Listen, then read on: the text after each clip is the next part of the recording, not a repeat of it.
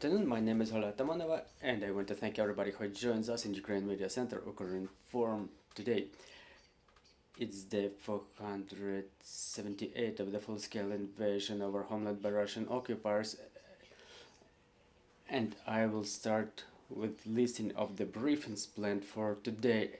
At 1 o'clock we will be talking about the mitigation of the consequences of detonation of the dam of Kakhovka HPP, and joining us in the studio will be Alexander Khorunji, press officer of the State Emergency Service. At 2 o'clock we will be talking about financial system of Ukraine during war, and joining us online will be Vasil Furman, deputy chairman of National Bank of Ukraine board. And right now we will be talking about the situation in Luhansk region. Joining us online is Artem Lysohor, the military governor of Luhansk region. Good afternoon, Mr. Artem. Good afternoon. Mr. Artem, I would like to start with asking you about the current situation in Luhansk region. What is it like? What is the humanitarian situation in that part of the region that is under Ukrainian control, and what's going on in the temporarily occupied part of it? The enemy does not cease its attempt of the attacks, including using land forces, cannon artillery systems, rocket artillery systems. The enemy also uses aviation to target our settlements. They continue shelling several deoccupied settlements where some of our residents still remain. Within the last couple of days, people still refuse to evacuate, but with intensification of the attacks, the situation may change. We have a representative right there, and just yesterday we were working in coordination with Ukrpochta to deliver the pension payments for those people because they were not getting them since February. We also deliver water and food rations in coordination with national police and the armed forces in Luhansk region.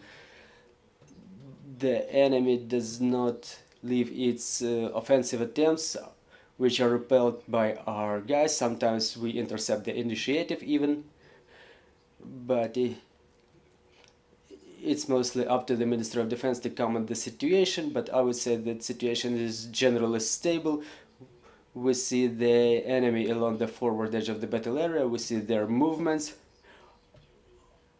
Our armed forces inflict significant losses on them, which makes me personally very happy. I mean, these results. Mr. Artem, what's your estimate of the number of people who remain in the territory of Luhansk region under Ukrainian control, and are there children among them?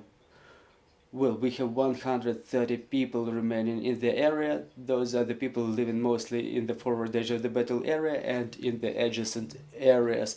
You know, the territory of Luhansk region has only 14 villages. Still some people remain there, and just last week we were talking to them. Still majority of them doesn't want to leave. Majority of them are the pensioners. They hold on to their homeland, hold on to their land plots, but we still continue delivering all the necessary aid and providing all necessary support to them. There are no children among those people. The last children were evacuated 3 months ago. So yes, there are no children over there, and no children are planned to be incoming. Mr. Artem, talking about the situation in the temporarily occupied part of the territory, we see some explosions happening there. Well, the explosions started happening from the month of April. The enemy understands what's going on. They are preparing for our counteroffensive. In some spots there is just regular movement of our forces. Created panic in the ranks of the enemy, but yes, the enemy suffers losses. We discovered a lot of new places for provision of medical aid to the enemy. There were numerous hospitals deployed, and now the enemy only gets the first medical aid, and then they are forced to go back in the ranks of the army, we found out about the 2 teams of mobile crematoriums in the territory occupied by the enemy. What is your evaluation of the activities of the resistance movement in Luhansk region? Well, look, the resistance movement is not under our influence, but we understand their work. We've seen all their activities on their Russia Day, and it's good so that the enemy understands that the Ukrainian people are numerous and the enemy will not be left alone even in the territories temporarily occupied by them. We know that now in the recently deoccupied territories there are activities deployed related to documentation of the collaborationists. So do you have any coordination with the law enforcement agencies in Luhansk region? Do you exchange information? Do you help the law enforcement agencies in collecting such type of information? Well, obviously we work in full coordination. We have all the facts of the state employees who switched sides.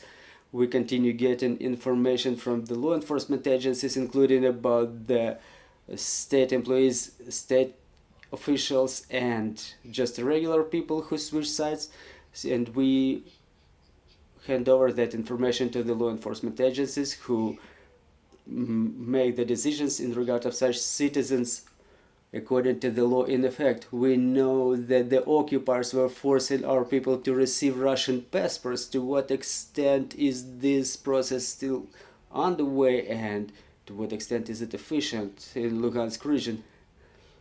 Well, look, they created even the mobile teams for passportization, but they don't have enough bravery, and is the indicator of the efficient work of our enemy, or I'm sorry, of our guys.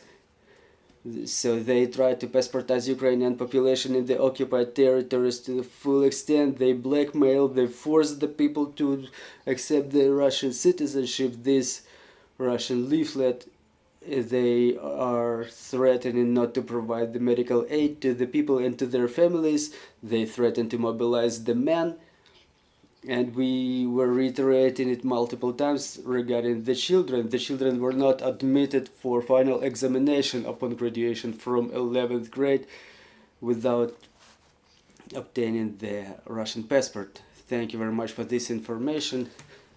We have some questions on the floor. Good afternoon, Olga Apanasenko, Ukrinform. Sir, do you have any information about the number of people who left the temporarily occupied territory of Luhansk region, who evacuated from there through Russia, through the third countries, and came back to Ukraine eventually? We cannot get this information to the full extent, but all of the Ukrainian citizens who enter the territory of Ukraine through the third countries, we get connected with them, all of our information sources. There are postings in the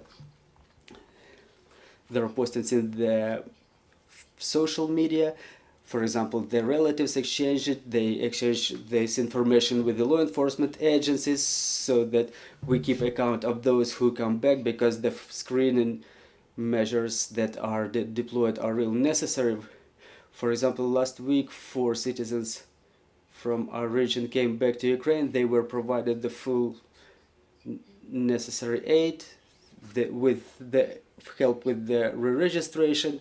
One person was helped with the bulletins, so the work is in progress all the time. Thank you very much for this broadcast. Thank you very much for the information. I'm reminding you, joining us was Artem, Lysohor, the military governor of Luhansk region, and our next briefing is at 1300, and we will be talking about the mitigation of consequences of detonation of the dam of Kakhovka HPP. So stay tuned, work together for our victory.